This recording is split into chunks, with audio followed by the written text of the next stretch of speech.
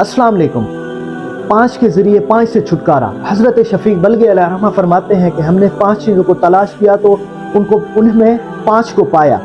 First one, कब्र की रोशनी को तहज्जुद की नमाज में, गुनाहों से छुटकारा को चाश्त की नमाज में, मुनकरीन के जवाबात को तलावत कुरान पाक में, अर्श के साये को खलवत में यानी गोशे नशीनी में, और लास्ट वन, पुल सरात को पार लगाने के लिए रोज़ा और सदक़े में। बेशक इसमें कोई शक नहीं है, अगर आप चाहते हैं कि आपकी कब्र रोशन हो तो तहज्जुद की नमाज को स्टार्ट कर दें, और अगर आप चाहते हैं कि आप गुनाहों से छुटकारा पा जाए तो चाश्त की नमाज पढ़ें, और साथ 5 वक्त की फ़र्ज़ नमाज भी लाज़मन अदा करें जो हम पे फ़र्ज़ है। और अगर आप चाहते हैं कि आसानी से पुल सरात को पार लगा लें तो रोज़ा लाज़मी रखें और सदका करें।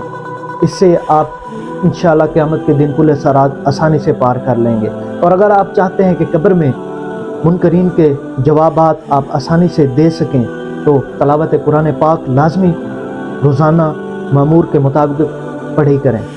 और अगर आपको ये वीडियो पसंद आई है तो प्लीज़ लाइक शेयर लाज़मी करें सवाब की नीयत से। अल्लाह हाफ़िज़।